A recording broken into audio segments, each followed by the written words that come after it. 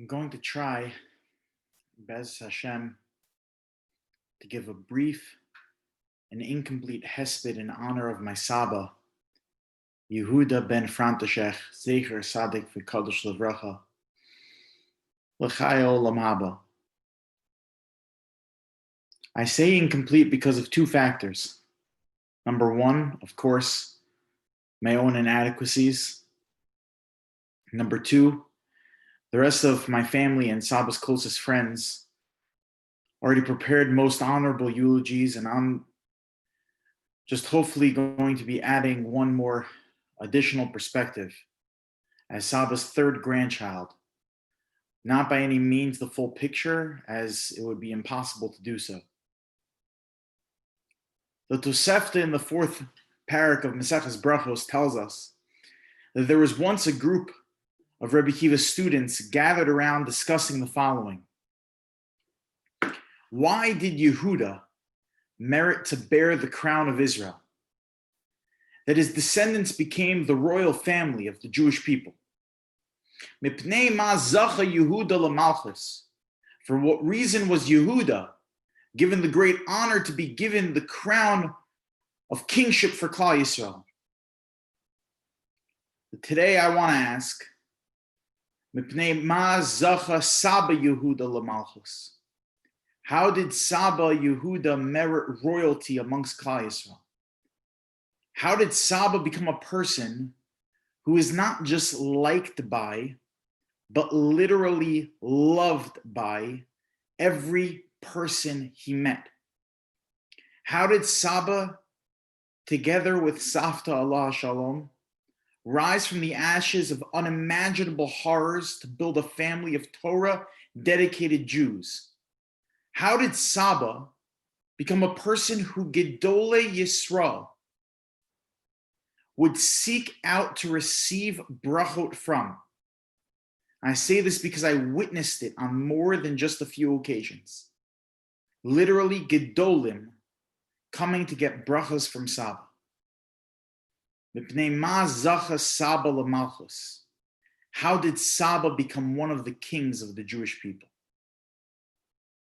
The Tosefta attempts with different suggestions to rationalize this great reward based on tremendous accomplishments and deeds Yehuda did during his lifetime.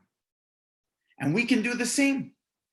Maybe Saba merited to become a melech in Klal Yisrael because of all the countless cups of coffee and breakfasts he set up to enhance the post-Shachar learning at Eitz Chaim every morning. Or because he wrapped tefillin every morning over the numbers tattooed on his arm. Or perhaps because Safta Allah Shalom told me that in 59 years of marriage, Saba never asked her to do anything for him. Let me repeat that. That in 59 years of marriage, Saba never asked Safta to do anything for him. Maybe it's for those reasons Saba became one of the kings of Israel. But ultimately, Rabbi Akiva gives the final reason in the Tosefta. The accepted reason for why Yehuda merited the kingship. Because he sanctified God's name.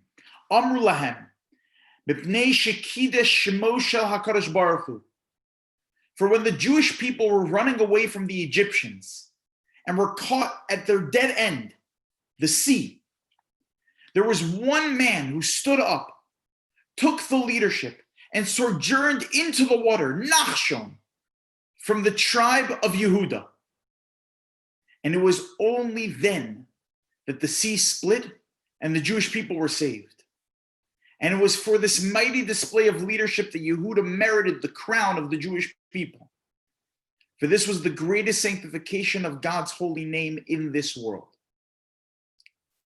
However, There's one problem with this explanation from Rabbi Akiva. Yehuda isn't the one that jumped in. Nachshon jumped in. So why does Yehuda get the credit? Why did Yehuda receive the crown of kingship? Nachshon, his descendant, performed this incredible feat decades after Yehuda's passing. So why does Yehuda merit the kingship? Because Yehuda set the stage. He lived by example. He set up a family that understood what was truly important in life, with the right values that were totally internalized by his children and by his children's children, so that when the time came in Jewish history when they needed someone to jump in, it was Yehuda's descendant that jumped in. Yehuda gets the credit. Yehuda is given the crown of kingship because he set the stage. He was the model. Saba set our stage. He lived by example. He set up a family that understood what was truly important in life, with the right values that were totally internalized by his children. The greatest examples of kibbud av v'em in the world. Mommy, Daddy, and Aunt Mina. And hopefully will be internalized by Brooke and myself to be passed down to our children. Everything Saba did was a lesson in Torah values and in sanctifying God's name in the world, whether or not he even meant it, in knowing how to choose right over wrong every time. He was setting up the stage each time he smiled at you when you met him at shul, as if you just brought him a winning lottery ticket. Each time he tickled you under his talus or stepped on your toes during Birchas Kohanim. Every game of Sheva he played with you. Each time he spoke about Savta, his wife, Allah Shalom. Recently, I had the great honor of going to visit Saba for one last time. While I was there, I hosted a Zoom session with my students at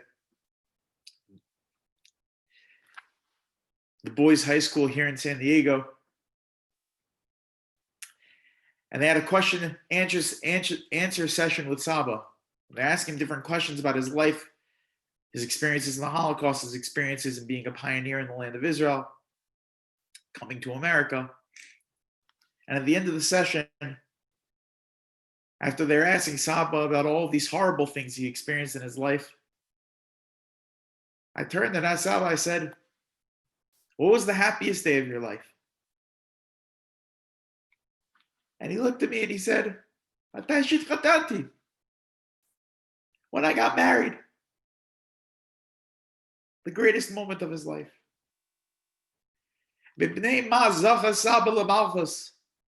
How did Saba become one of the kings of the Jewish people? Because he set the stage for us all. But Malchut is not handed to a person. As we know, Saba taught us many, many, many times, and as all of you probably have heard him say, and of course, my siblings and my cousins know very well, B'shvil kavod tzarich la'avod. To attain honor, to attain kingship, takes hard work. Thank you, Saba, our Melech, for being my greatest role model. Tiyan ishmato tzura b'tzura chaim.